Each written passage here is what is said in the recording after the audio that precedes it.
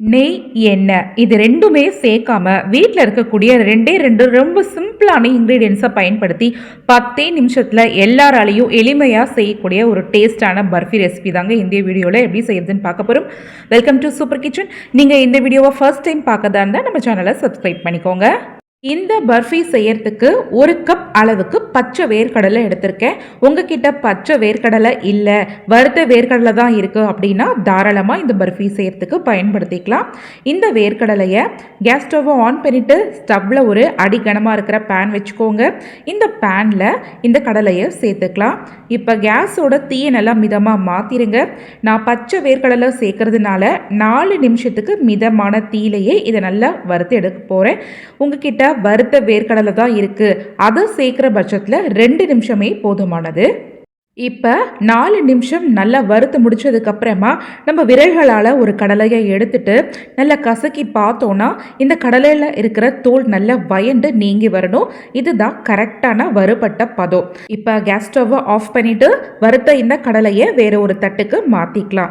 இந்த சமயத்தில் கடலை நல்லா சூடாக இருக்கும். ஸோ கை பொறுக்கிற சூடு வந்ததுக்கப்புறமா இந்த மாதிரி கைகளால் கசக்கி விட்டுட்டு இந்த கடலையில் இருக்கிற தோல்களை எல்லாம் நீக்கிட்டு இது போல் வெண்மையாக எடுத்துக்கோங்க. இந்த கடலையை அப்படியே வேற ஒரு மிக்சி ஜார் கப்பில் சேர்த்துட்டு கொஞ்சம் கூட தண்ணியே சேர்க்காம 10 செகண்டுக்கு மட்டும் பல்ஸ் மோடு கொடுத்து இது போல் நைஸான ரவை பதத்துக்கு அரைச்சி எடுத்துக்கோங்க. பல்ஸ் மோடு கொடுத்து அரைக்காம நல்லா ஃபாஸ்ட்டாக அரைச்சிட்டிங்கன்னா கடலையில் இருக்கிற ஆயில் எல்லாம் ரிலீஸ் ஆகி வர ஆரம்பிச்சிடும். ஸோ அந்த மாதிரி பதம் நமக்கு தேவை கிடையாது. இந்த மாதிரி ரவை பதம், அதாவது ரொம்ப நைஸாக இருக்கக்கூடிய ரவை பதத்துக்கு மட்டும் தண்ணி சேர்க்காம அரைச்சி எடுத்து வச்சுக்கணும். இப்போ அடுப்பில் ஒரு பேன் வச்சுக்கலாம். நம்ம கடலை அளந்தோம்ல, அந்த கப்பால் 1/2 கப் அளவுக்கு சர்க்கரை சேர்த்துருக்கேன்.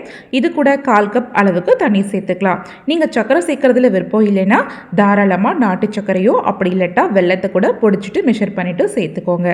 சர்க்கரையில் தண்ணி சேர்த்ததுக்கு அப்புறமா இதை இப்போது ஒத்த கம்பி பதம் வர்ற அளவுக்கு சர்க்கரை பாகா தயார் பண்ணி எடுக்க போகிறோம்.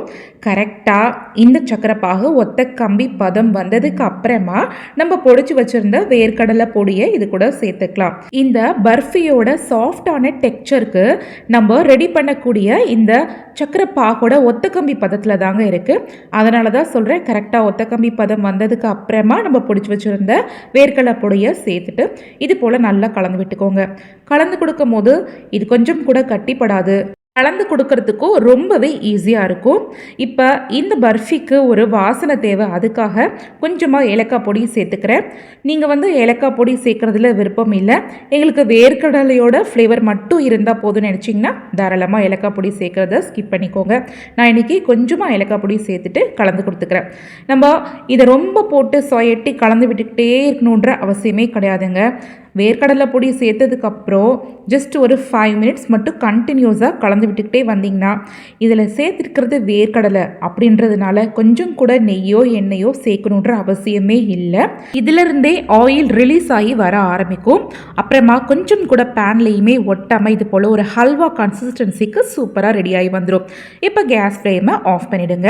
இது போல் ஒரு தட்டு இருந்தால் எடுத்துக்கோங்க. அதில் கொஞ்சமாக நெய்யோ எண்ணெயோ இது போல் க்ரீஸ் பண்ணிவிடுங்க. இந்த நெய்யை க்ரீஸ் பண்ணுறது கூட பிளேட்ல இருந்து பர்ஃபி ஒட்டாமல் வரதுக்காக மட்டும்தாங்க. இப்போ இந்த ஸ்வீட்டை எடுத்துட்டு பிளேட்ல மாற்றிடுங்க. மாற்றிட்டு சூடாக இருக்கும் போதே ஒரு கிண்ணத்தை வச்சு மேலே இந்த மாதிரி சமனாக தட்டி விட்டுக்கோங்க. நல்லா சூடாக இருக்கும் போதே செய்யுங்க. இப்போ நான் இந்த மாதிரி ஒரு ஸ்கொயர் ஷேப்புக்கு ரெடி பண்ணியிருக்கேன். இந்த 4 கார்னர் மட்டும் எனக்கு கொஞ்சம் அன்ஈவனாக இருக்குது. ஸோ 4 கார்னரை மட்டும் கட் பண்ணிவிட்டு இந்த பீசஸை மட்டும் ரிமூவ் பண்ணிக்கலாம். மீதமாக சென்டராக இருக்கிற இந்த ஸ்கொயர் போர்ஷனை மட்டும் நம்ம விருப்பப்பட்ட ஷேப்பில் கட் பண்ணிக்கலாம். நான் ஸ்கொயர் ஷேப்பில் கட் பண்ணுறேன். கட் பண்ணும் போதுமே பர்ஃபி நல்ல சாஃப்டாகவே இருக்குங்க. இப்போ லைட்டாக நைஃபால் விளக்கி கொடுத்தாலே போதும், பர்ஃபி பிளேட்டில் கொஞ்சம் கூட ஒட்டாமையே வரும்.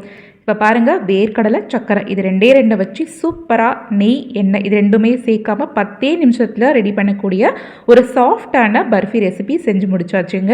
இந்த பர்ஃபியை ஒரு ஏர்டைட் கண்டெய்னரில் போட்டு ஸ்டோர் பண்ணி வச்சு 10 நாள் கூட வச்சு சாப்பிட்லாம், கெட்டே போகாதுங்க. நீங்களும் இது போல் வேர்க்கடலை சர்க்கரை இது 2 இன்க்ரீடியன்ஸை வச்சு சூப்பரான இந்த மாதிரி ஒரு டேஸ்டான பர்ஃபியை கண்டிப்பாக ட்ரை பண்ணி பாருங்கள். ரொம்பவே சூப்பராக இருக்கும். இந்த ரெசிபி பிடிச்சிருந்ததுன்னா வீடியோ பார்க்கும்போது கண்டிப்பாக லைக் பண்ணி ஷேர் பண்ணுங்கள். சூப்பர் கிச்சன் சேனலையும் சப்ஸ்கிரைப் பண்ணுங்கள். நன்றி.